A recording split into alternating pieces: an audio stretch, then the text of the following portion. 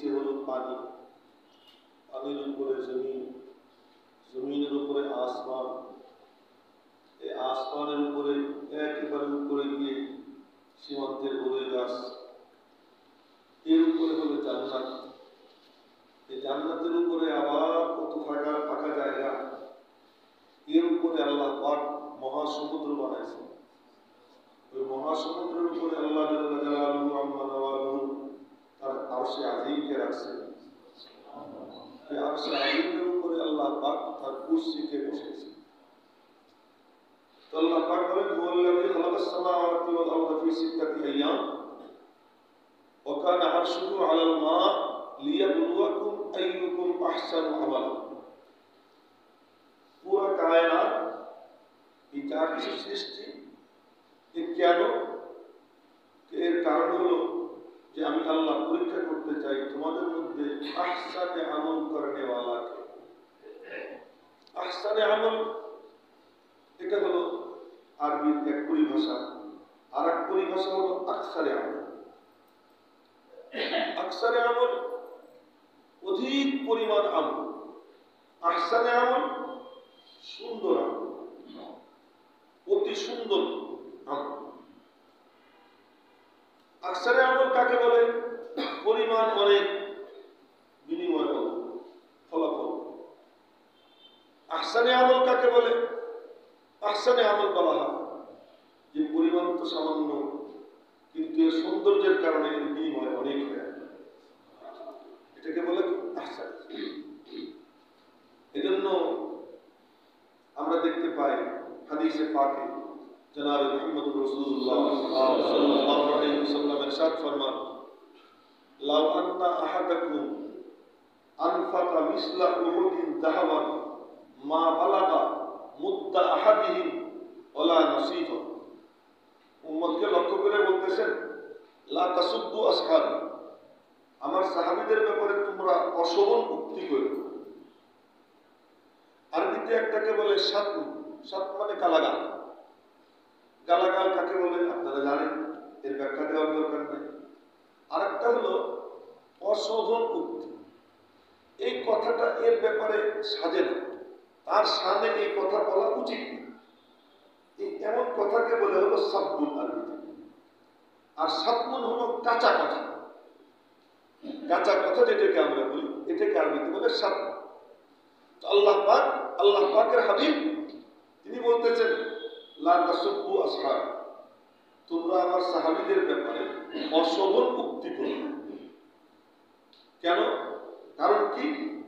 এর মধ্যে গালাগালও আছে, গালাগাল দিলে তো আরো মারাত্মক হয়ে যাবে। কারণ কি? কারণ হলো যে তোমাদের কেউ যদি উহুদ পাহাড় পরিমাণ স্বর্ণ আল্লাহর রাস্তায় ব্যয় করে, তো আমার সাহাবীদের এক মুঠ পরিমাণ জব আল্লাহর রাস্তায় দান করে তারা যে সওয়াব পাবে, তোমরা সেই সওয়াব পাবে। কেন? সাহাবায়ে কেরাম হলেন আহসানে আমল ওয়ালা।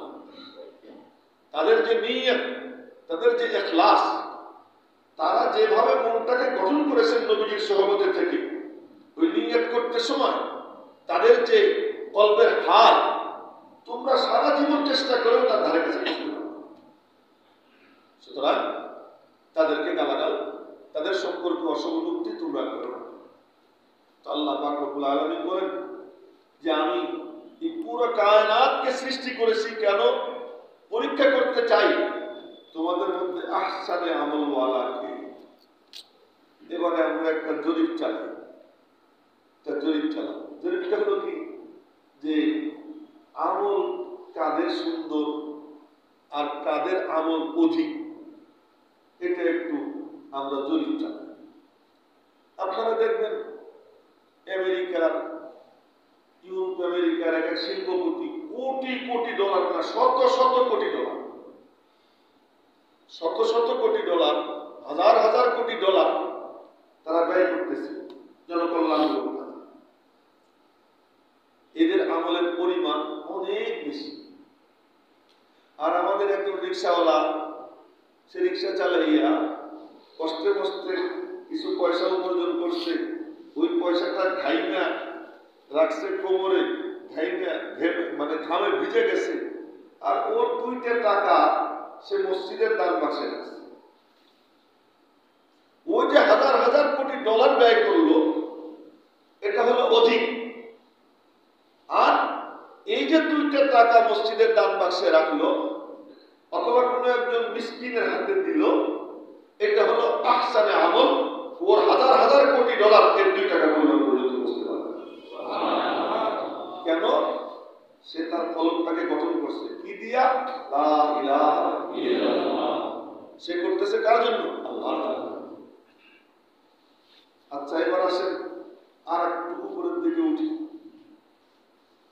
যারা মুমিন মুসলমান সবাই নেকাম, এরা নেকাম, সবাই সুবহানাল্লাহ বলে, আলহামদুলিল্লাহ বলে, লা ইলাহা ইল্লাল্লাহ বলে, আল্লাহু আকবার বলে, কোরআনে কারীমের তিলাওয়াত করে, দান সদকা করে, কুরবানি করে, যাকাত দেয়, সদকা দেয়, নামাজ কালাম পড়ে, সব করে।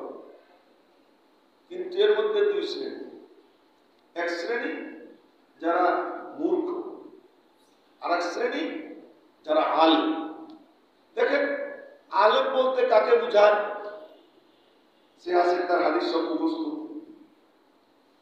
কোরআনে কারীম সব মুখস্থ, ব্যাখ্যা বিশ্লেষণ সব তার সিনার মধ্যে ভরা, এর নাম আলেম। আলেম কাকে বলে? আলেম তাকে বলে যে এই ইলমের নূর যার সিনার মধ্যে ঢুকছে, এই নূর ইলম যার সিনায় গেছে, সিনাটা যার আলো ঝলমল হয়ে গেছে ওই নূর দিয়ে, তাকে বলে আলেম। তাহলে ইহুদিরা অনেক বড় বড় আলেম আছে। আফ্রিকার জঙ্গলের মধ্যে ইহুদিদের মাদ্রাসা আছে।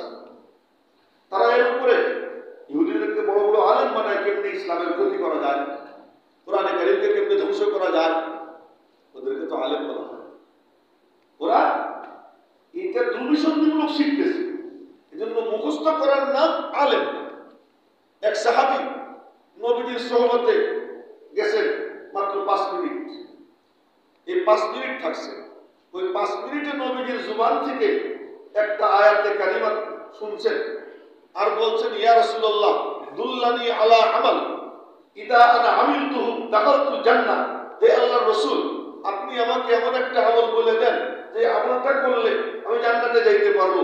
নবীজি তাকে একটা আমল বলে দিয়েছেন। ওই অতটুকু নিয়া ওই আফ্রিকার থেকে সফর করে নবীজির কাছে গেছে, আর ওই আমলটুকু নিয়া ওই একটা আয়াত শুইনা, একটা হাদিস শুইনা সে তার দেশে চলে গেছে। আমার নবীজির সাহাবী হযরত আব্দুল্লাহ ইবনে মাসউদ রাদিয়াল্লাহু তাআলা। আব্দুল্লাহ ইবনে মাসউদ রাদিয়াল্লাহু তাআলা কেমন সাহাবী যে নবীজি বলতেন, ইজনুকা আন তারফাল হিজাব ওয়া আন তাসমা সাওয়াদি হাত্তা আনহাকা। বলছেন, আব্দুল্লাহ তোর জন্য ওপেন লাইসেন্স দিয়ে দিলাম আমি, তোর যখন মনে চায় তখন আমার ঘরে ঢুক, যখন মনে চায় তখন আমার ঘরে ঢুক। ওয়া আন তাসমা সাওয়াদি, এবং আমার গোপন কথা শোনার জন্য তোকে আমি লাইসেন্স দিয়ে দেব। হাত্তা আনহাকা, হ্যাঁ যখন আমি স্পষ্ট নিষেধ করব ঢুকবি না, তখন ঢুকবি না। এই আব্দুল্লাহ ইবনে মাসউদ তিনি মুসলমান হইলেন কেমনে? আজীব ঘটনা। 6 নম্বর মুসলমান। কেমনে মুসলমান হইলেন? নবীজি আর আবু বকর সফরে ছিলেন রাস্তায়। তো আব্দুল্লাহ ইবনে মাসউদ বকরি চড়াইতেছেন, তো বললেন, ইয়া শাবাব, হে যুবক। নবীজি বললেন, হে যুবক। বললেন, জি হযরত। আমাদের তো একটু খিদে লাগছে, তোমার একটা বকরি দাও না, একটু দুধ খাই। আব্দুল্লাহ ইবনে মাসউদ তো তখন কাফের, মুসলমান হন নাই, কিন্তু নৈতিকতা কেমন দেখেন। উনি বলতেছেন কি যে আমি তো চাকরি করি, আমি কর্মচারী, এর মালিক আমি না, তো আমি আপনাকে দুধ কেমনে দেব? নবীজি বললেন, তাহলে যে বকরির দুধ নাই এমন একটা বকরির থেকে যদি খাই তোমার তো কোনো আপত্তি নেই। যদি বললেন যে বকরির দুধ নাই, ওদের দিয়ে খেলে আমাদের কি আপত্তি হবে? আমার কি আপত্তি হবে? খান। তো নবীজি যে বকরির স্তনে দুধ নাই এখানে বরকতে হাত রাখলেন, সাথে সাথে দুধে ভরে গেছে। দুধে ভরে গেছে। নবীজি আবু বকর সিদ্দিক দুধ দহন করলেন। দহন করার পর নবীজি পান করলেন, আবু বকর সিদ্দিক পান করলেন, আর এরপরে বললেন, তুমিও খাও, তুমিও পান। এই ঘটনা দেখা উনি সাথে সাথে বললেন, আশহাদু আল্লা ইলাহা ইল্লাল্লাহ ওয়া আশহাদু আন্নাকা রাসূলুল্লাহ। মুসলমান হয়ে গেলেন। এই 6 নম্বর মুসলমান আব্দুল্লাহ ইবনে মাসউদ রাদিয়াল্লাহু তাআলা। এই আব্দুল্লাহ ইবনে মাসউদ রাদিয়াল্লাহু তাআলা আনহু তিনি বলেন, মান কানা মুস্তান্নান ফালইস্তান্না বিমান ক্বাদ মাত। বলতেছিলাম আলেম কাকে বলে? মান কানা মুস্তান্নান ফালইস্তান্না বিমান ক্বাদ মাত ফাইন্নাল হাইয়া লা তুমানু আলাইহি ফিতনাহ উলাইকা আসহাবু মুহাম্মদ সাল্লাল্লাহু আলাইহি ওয়াসাল্লাম কানু আফদাল হাদিহি উম্মাহ আবররাহা কুলুবান ওয়া আ'মাকাহা ইলমান ওয়া আকাল্লাহা তাকাল্লুফা ইখতারাহুমুল্লাহু বিসুহবাতি নাবিয়িহি ওয়া লিনুসরাতি দীনিহি ফা'রিফু লাহুম ফাদলাহুম ওয়াত্তাবিউহুম ফি হাদিয়িহিম ওয়া সিয়ারিহিম ফাইন্নাহুম কানু আলাল হুদাল মুস্তাকিম। আব্দুল্লাহ ইবনে মাসউদ বলেন যে তোমাদের যদি কেউ কাউকে অনুসরণ করতে চায়, ফালিয়াস্তান্না বিমান ক্বাদ মাত, যারা মরে গেছে তাদের জন্য অনুসরণ করো। তারা কারা জানো? লাইকা আসহাবু মুহাম্মদ, তারা মুহাম্মাদের সাহাবী সাল্লাল্লাহু আলাইহি ওয়াসাল্লাম, তার সাথে।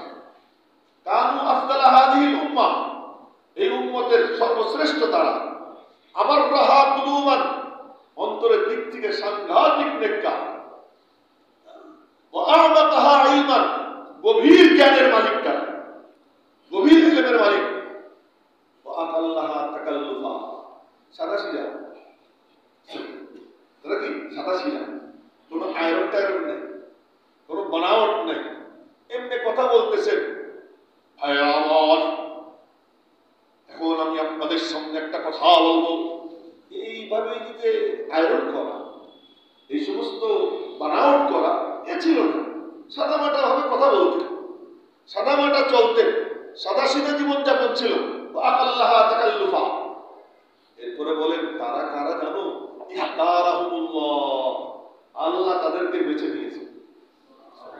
লিসুহবাতি নাবিয়িহি, তার নবীর সান্নিধ্যের জন্য, তার নবীর সঙ্গী হওয়ার জন্য আল্লাহ পাক তাদেরকে চয়ন করেছেন।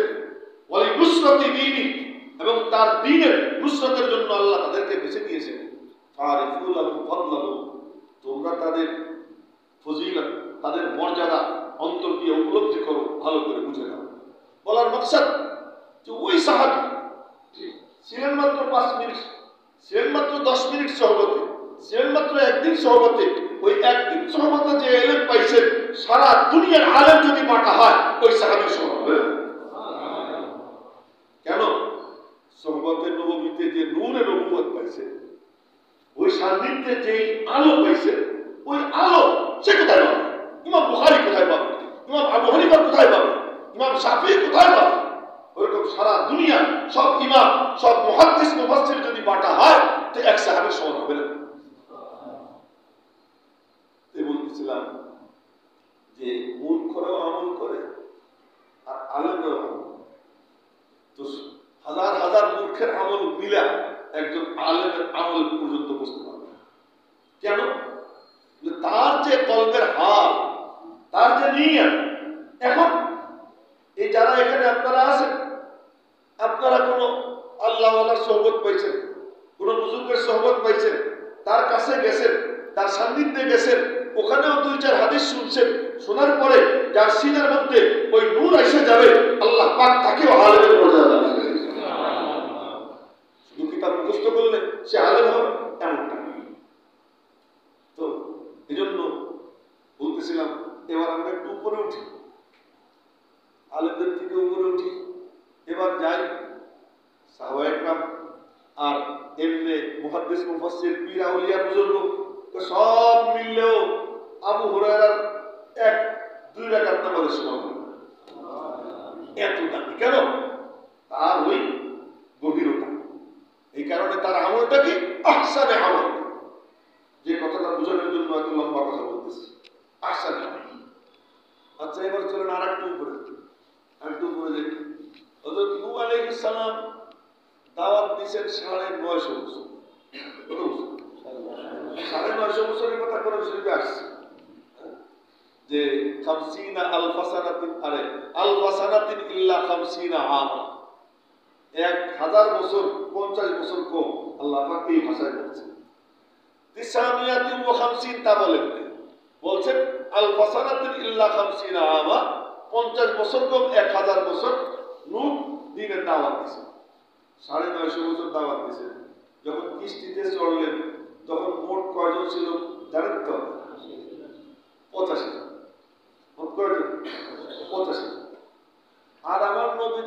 দিচ্ছেন 23 বছর। কত বছর? 23 বছর। যখন তিনি বিদায় হজ্জে ভাষণ দিলেন তখন তার সামনে কতজন ছিল? 1,24,000। কতজন? 1,24,000। কোন কোন বর্ণনায় পাওয়া যায় সব মিলিয়া দূরের কাছের, এরপরে আপনার মারা গেছে, বেঁচে আছে, সব মিলিয়া কোন কোন বর্ণনায় পাওয়া যায় 5 লক্ষ পর্যন্ত সাহাবীদের সংখ্যা। কিন্তু প্রসিদ্ধ হলো বিদায় হজ্জের সময় নবীর সামনে উপস্থিত ছিলেন কতজন? 1,24,000। এই 1,24,000 ধরলাম। 950 বছরের মেহনতের ফসল 85, আর 23 বছরের মেহনতের ফসল 1,24,000। সুবহানাল্লাহ, 1,24,000। তো এবার কি দেখা গেল? নূহ আলাইহিস সালাম আকসারে আমল, অনেক লম্বা টাইম দাওয়াত দিয়েছেন, আর আমার নবীজি সামান্য সময় দাওয়াত দিয়েছেন, কিন্তু আকসারে আমল, ফলাফল 1,24,000। এবার চলেন আরো আগে, যে জান্নাতের কাতার, জান্নাতীদের কাতার হবে কত জানেন নাকি? জান্নাতীদের কাতার হবে 120 কাতার। কত কাতার? 120 কাতার।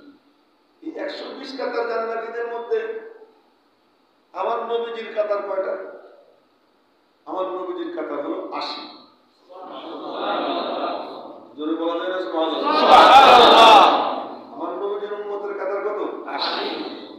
আর বাকি সমস্ত আব্বাদান আদম থেকে নিয়ে ঈসা আলাইহিস সালাম পর্যন্ত সমস্ত নবীদের সম্মিলিত মেহনতের ফসল জান্নাতীদের কাতার হবে কত? 40। আমার নবীজি হলেন 23 বছরের মেহনত, আর এই সমস্ত নবীরা মিলা কয় হাজার বছরের মেহনত। এত হাজার বছরের মেহনতের ফল 40 কাতার, আর নবীজি হলো কত? 28 বছর। এই জন্য এটা সহিহ হাদিস, একেবারে বুখারী শরীফের হাদিস। নবীজি বলেন, আমাকে দৃশ্য দেখানো হলো যে ওই দেখো তো বিশাল বাহিনী। তো বিশাল বাহিনী দেখে আমি একেবারে হয়ে গেছি, এরা যেন আমার হয়, আমার উম্মত হয়। তো আমি বললাম সুবহানাল্লাহ, এরা কারা? তো জিবরাইল বললেন, মূসা ফি উম্মতি, মূসা তার উম্মত। তো আসমানের কিনারা ঢেকে গেছে। এরপর আমাকে বলল, ওই ডাইনে তাকাও, সামনে তাকাও, বামে তাকাও। 3 দিকে তাকাইলাম, তাকাই দেখি সুবহানাল্লাহ, এক দিকে এত বিশাল বাহিনী, তাসাদ্দাল উফুক, আসমানের কিনারা ঢেকে ফেলছে। তো তখন জিবরাইল বললেন, হাদিহি উম্মাতুকা, এগুলো তোমার উম্মত। তো জান্নাতে 120 কাতারের মধ্যে 80 কাতার নবীজির, আর সমস্ত নবীদের কাতার 40। সব নবীরা মিলে আকসারে আমল ওয়ালা, আর আমার নবীজি আহসানে আমল। এখন তো আমাদের সমাজে সুবহানাল্লাহ শুধু কাফের কাফের ফতোয়া দেওয়ার লোক মানে জামায়াতুল মুসলিমিন আছে, এরপরে ওই যে মানহাজি গ্রুপ আছে, সব কি অমক কাফের তমক কাফের, এই কাফের ফতোয়া দেওয়ার ভিড় পড়ে গেছে। দেখবেন আপনারা ফেসবুকে, সোশ্যাল মিডিয়ায়, যে অমক কাফের তমক কাফের, তাগুতি সরকারকে যারা মাইন নিছে তারা কাফের, সব কাফের। এখন আর মুসলমান বলতে কিছু নেই। তো একবার এক মজার মানে বাহাস হয়েছে, সে বাহাসের মধ্যে বলতেছে যে এরা সব কাফের। এক 87টা যুবক, সে বলে, কি রে তুই বলতো যে জান্নাতে যারা যাবে তাদের কাতার কয়টা হবে? তো কয় 120 কাতার। তো অন্য আমার নবীজির কাতার কয়টা? 80টা। আর অন্যান্য নবীদের সবার মিলে 40 কাতার। তো তখন ওই যুবক বলতেছে, সে মূর্খ, 87টা, বলতেছে তুই যদি এরকম কাফেরই বলতে থাকিস সবাই, তা আমার নবীর 80 কাতার হবে কেন? আমার নবীজির 80 কাতার বানাইতে হলে তাদেরকে মুসলমানদের আওতায় রাখতে হবে। দেখেন, একদল হলো কাফের বলে, কাফের ঘোষণা দেয়, আর একদল হলো কাফেররে মুসলমান বানায়। যারা কাফেররে মুসলমান বানায় তারা হলো দেওবন্দি, তারা হলো তাবলিগি, তারা হলো আহলে সুন্নাত ওয়াল জামাত। যারা কাফেরদেরকে মুসলমান বানায়, আর মুসলমানদেরকে যারা কাফের ঘোষণা দেয় ঘুমটা বইরা, এরা হলো মানহাজি, এরা হলো ওই সমস্ত জামায়াতুল মুসলিমিন যাদের কাম হলো মুসলমানকে কাফের ঘোষণা দেয়। একদল যারা কাফেররা মুসলমান বানায়, আর একদল যারা মুসলমানদেরকে কাফের আখ্যা দেয়। যে মুসলমানদেরকে কাফের আখ্যা দেওয়া এইটা ভালো না মুসলমান কাফেরদেরকে মুসলমান বানানো ভালো? চিন্তা করেন কেমন ফিতনার মধ্যে আমরা আছি। আল্লাহ পাক আমাদেরকে হেফাজত করুন। তো বলতেছিলাম কি যে আহসানু আমালা ওয়াল্লাযী খালাকাস সামাওয়াতি ওয়াল আরদা ফি আইয়ামিন ওয়া কানা আরশুহু আলাল মা লিয়াবলুয়াকুম আইয়ুকুম আহসানু আমালা। ফলাফল দাঁড়াইলো আহসানে আমল বলতে যাকে বোঝানো হয়েছে তিনি হলেন জনাব মুহাম্মদুর রাসূলুল্লাহ সাল্লাল্লাহু আলাইহি ওয়াসাল্লাম। আহসানে আমলের মিসদাক তাফসীরে মাআরিফুল কুরআন পাকিস্তানের গ্র্যান্ড মুফতি ছিলেন আল্লামা মুফতি শফি সাহেব রহমাতুল্লাহ আলাইহি। তিনি বলেন যে আহসানে আমল এটা দিয়ে বোঝানো হয়েছে আমাদের নবীজিকে। তিনি হলেন আহসানে আমলওয়ালা। তার আমল কম কিন্তু তার আজর, তার ফলাফল অনেক বেশি। তিনি কি করছেন? তিনি 23 বছর মেহনত করে 1,24,000 তার সাহাবী তৈরি করছেন।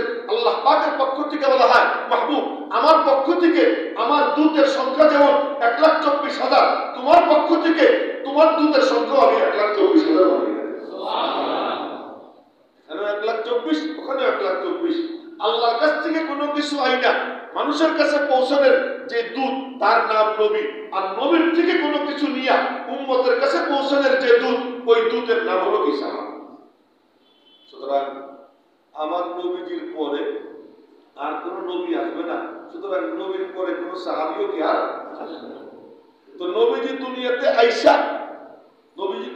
আইসা নবুয়তকে কমপ্লিট করছেন, আর নবীজি দুনিয়া থেকে যাওয়ার সময় সাহাবিয়তের দরওয়াজা বন্ধ করে দিয়ে গেছে যে আর কোনো সাহাবী কিয়ামত পর্যন্ত হবে না।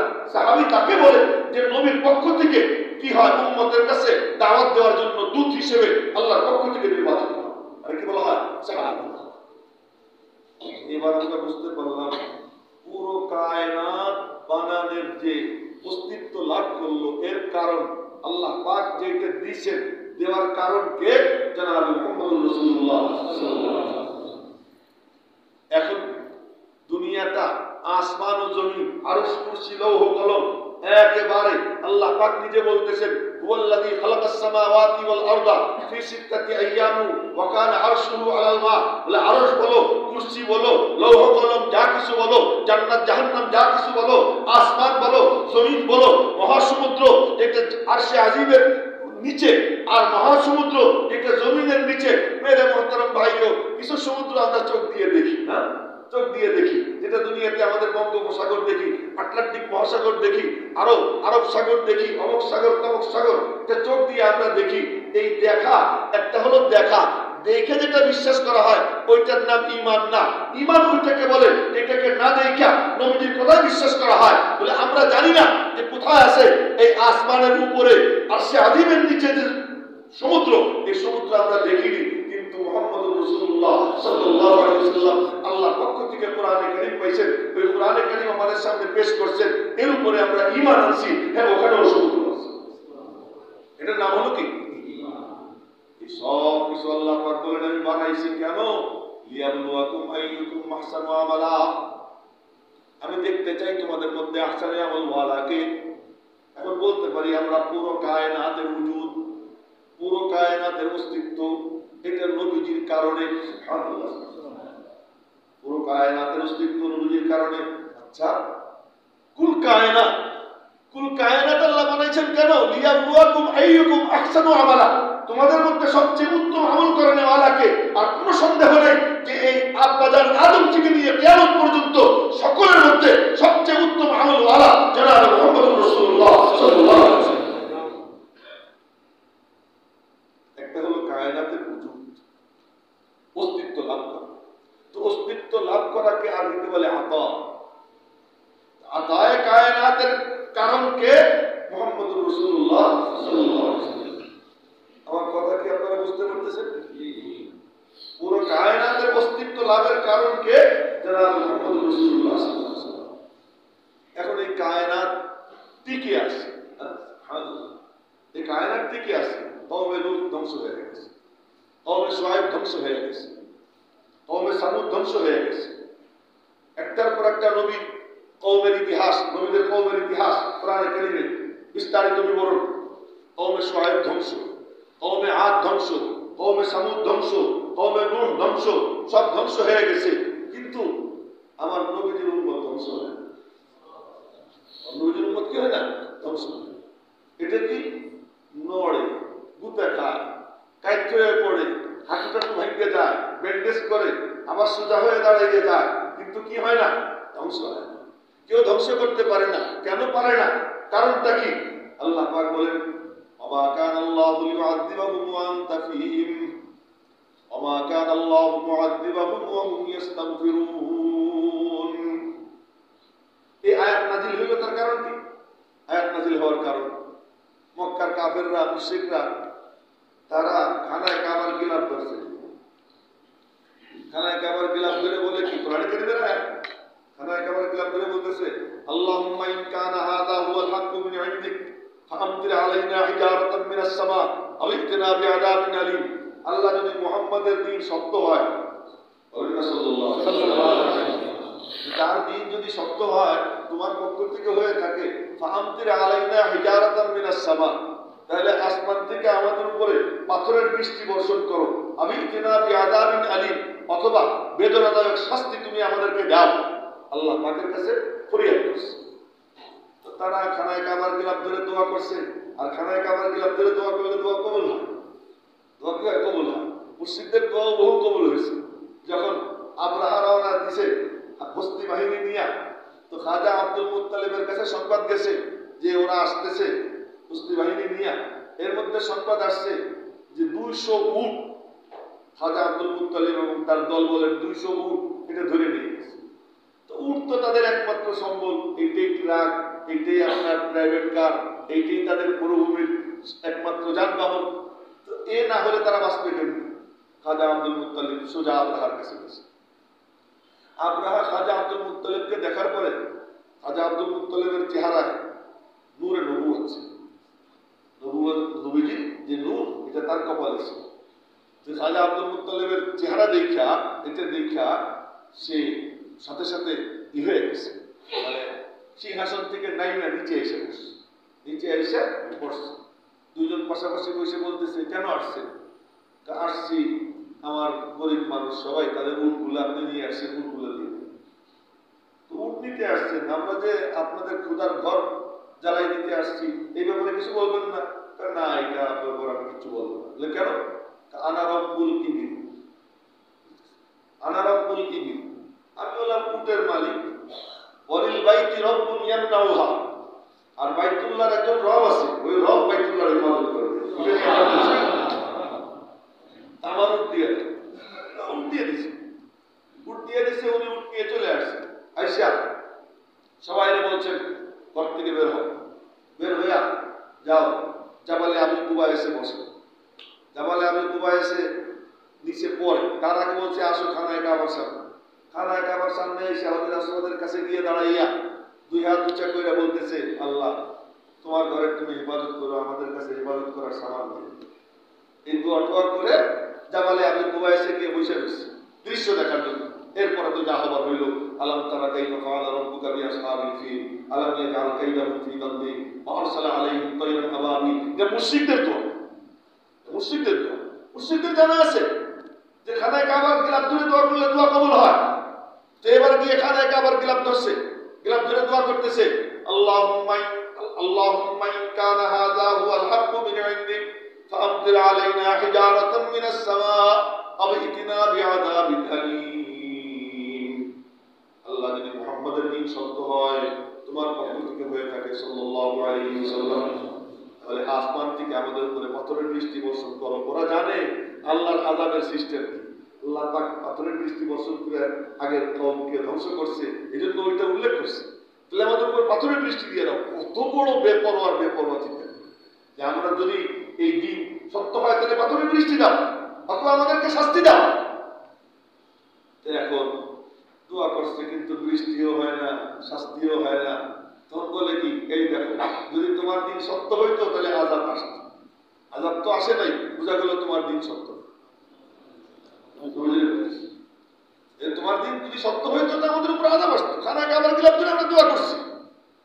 আল্লাহ পাক আয়াত নাযিল করেছেন, দোস্ত ওরা যা কবুল করে আর যেভাবে আমাদের বলল, তাতে তো বৃষ্টি বর্ষণ করার দরকার ছিল, শাস্তি দেওয়ার দরকার ছিল, ওদেরকে ধ্বংস করার দরকার ছিল, কিন্তু করে নেই কেন জানো? কেন করে নেই? ওয়ামা কানাল্লাহু লিউআযিবাহুম ওয়া আনতা ফীহিম।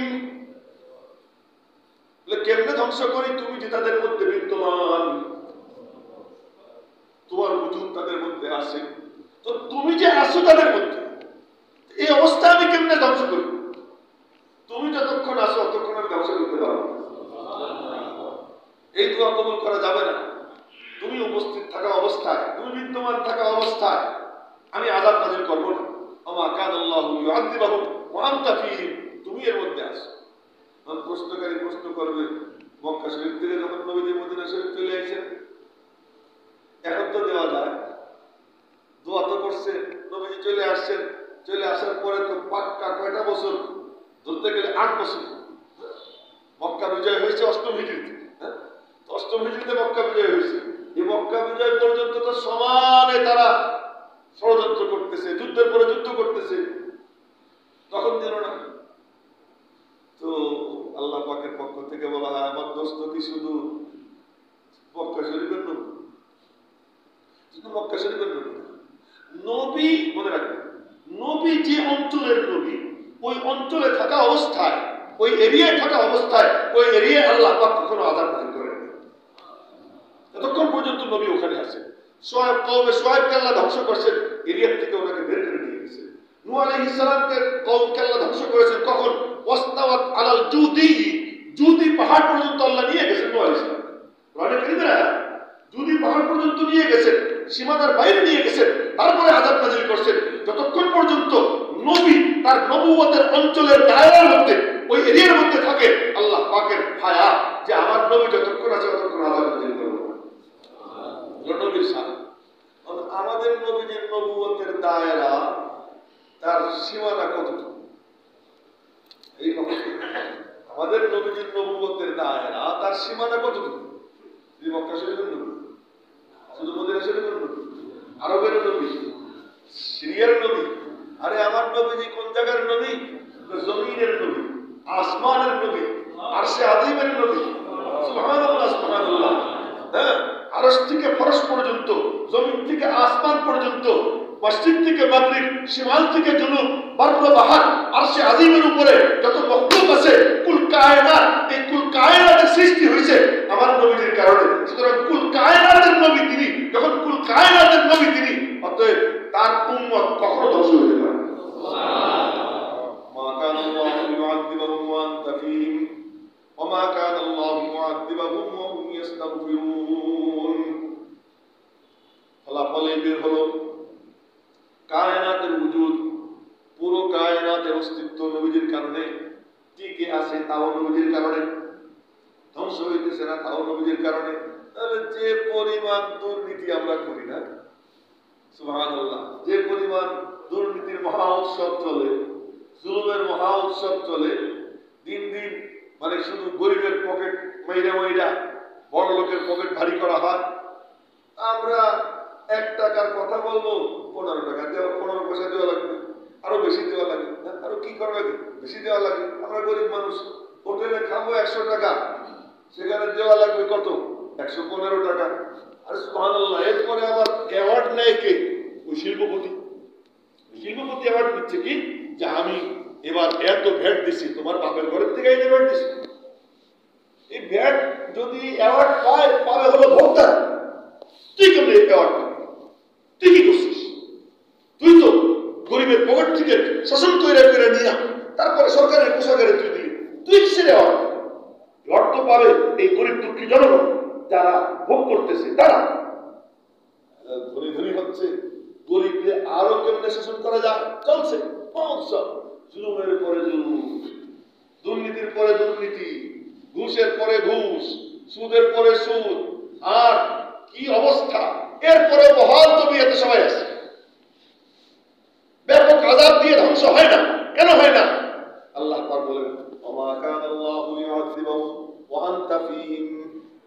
এখনো নবীজি আমাদের মাঝে বিদ্যমান, এখনো তার নবুয়ত চলতেছে, এখনো তিনি বা হায়াতে আছেন। সুবহানাল্লাহ, সুবহানাল্লাহ।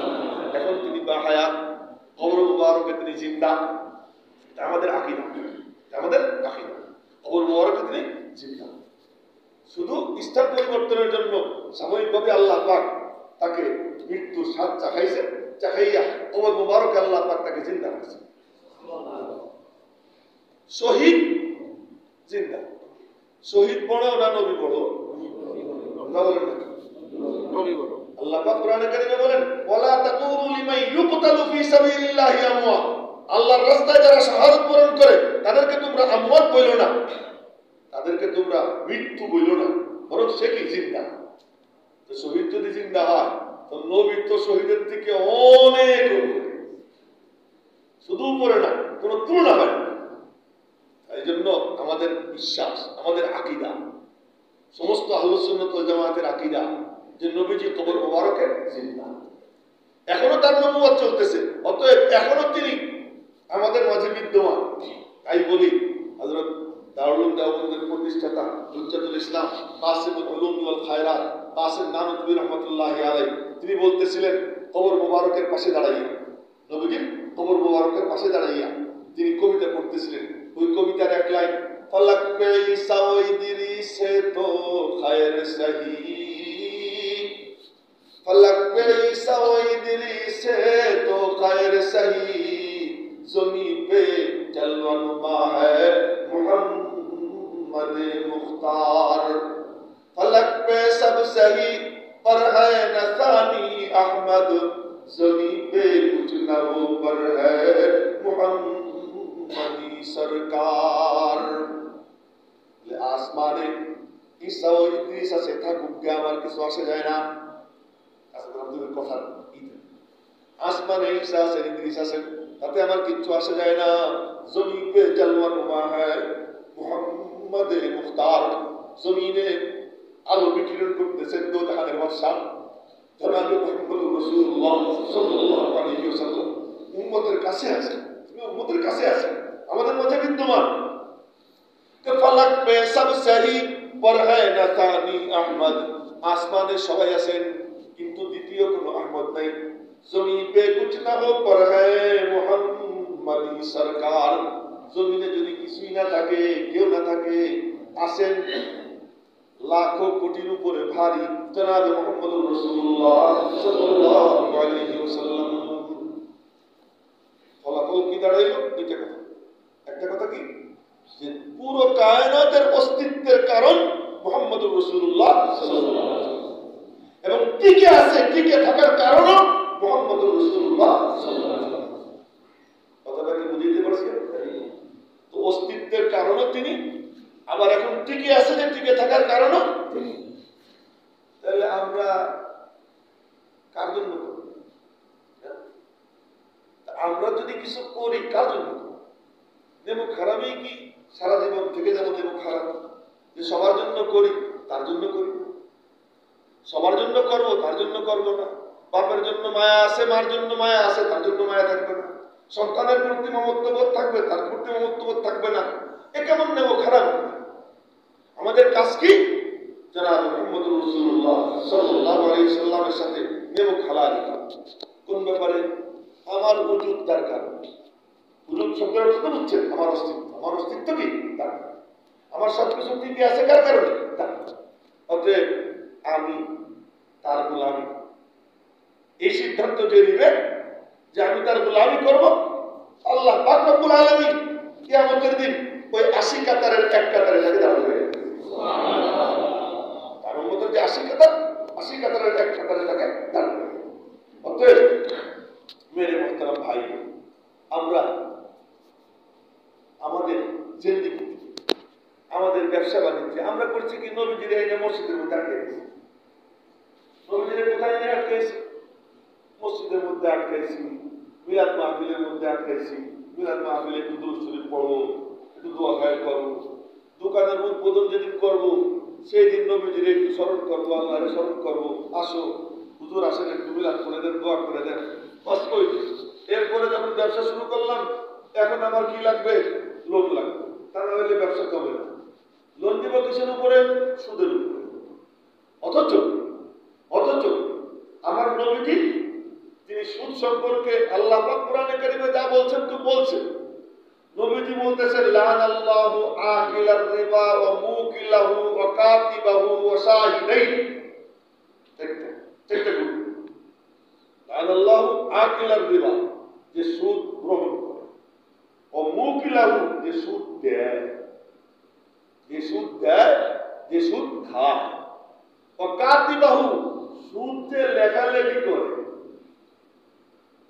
আমি বুখারী শরীফের হাদিস শুনে দিচ্ছি, আমি আমার নিজের কোনো কথা শুনেছি, যে সুদ লেখালেখি করে, এটার হিসাব নিকাশ যে করে, যার যার নিজের বিবেকের সাথে বোঝাপড়া, যে সুদের হিসাব নিকাশ করে। আমাদের এই মসজিদের নিয়মিত মুসল্লি আছে, একটা ছেলে, নাম বলবো না, সে মানে খুব টপ ক্লাস, সব ব্যাপারে ফার্স্ট ক্লাস ফার্স্ট। তার সমস্ত পড়ালেখা এই সুদের উপরে, সে আকারে মাস্টার হয়ে গেছে, কিন্তু সে সব জানার পরে সে ওই রাস্তায় যায়, চাকরি যায় না, আমি সুদ লেখবো না। আল্লাহ পাক তার এই তৌফিক দান করেছে, এই সুদ লেখালেখি আমি করবো। নবীজি বলতেছেন যে সুদ খায়, যে সুদ দেয়, যে সুদ লেখালেখি করে এবং এর উপরে যে সাক্ষী থাকে, এই চারো গুরুদের উপরে আল্লাহ পাকের লানত, এই লানত করতেছেন জনাবে মুহাম্মদুর রাসূলুল্লাহ।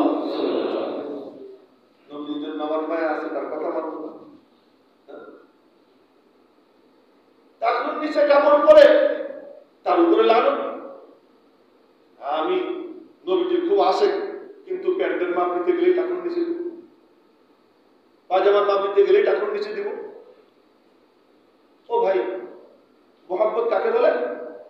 মোহাম্মত বলে একে, যে শুধু আমি আপনারে ভালোবাসি, আমি আপনারে ভালোবাসি মিছিল করা, এর নাম, এর না। মোহাম্মত বলে তাকে মানলে ওই মানাটা হলো কি? সুতরাং আমরা আজকে শুধু এই কথাটুকু বললাম যে যার কারণে আমার আপনার অস্তিত্ব এবং যার কারণে আমি আপনি কুল কায়নাত টিকে আছে, সুতরাং তার ব্যাপারে নেমক হালালি করা, এটা হবে জীবনের কর্তব্য, জীবনের কর্তব্য। এবং আমলকে বেশি না করে আমল করবো সুন্দর আমল, যে নামাজ পড়লাম 12 রাকাত, নফল, উঠতেছে সুবহানাল্লাহ 2 রাকাত পড়তে পড়তে 6 রাকাত হয়ে যায়। তোমার এত নামাজ পড়তে গেছে, অত নামাজ পড়ো না, কিন্তু যতটুকু পড়ো অতটুকু সুন্দর করো। তুমি 2 রাকাত পড়ো, 2 রাকাতকে সুন্দর করো,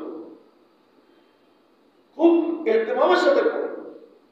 এবং তাদিলে আরকান, রুকু ইতমিনানের সাথে রুকু করো। রুকুতে যাইতে দেরি উঠতে দেরি, সেটা গেছে তো উঠে সোজা হয়ে বসা ওয়াজিব, কিন্তু উঠেই আবার যায়।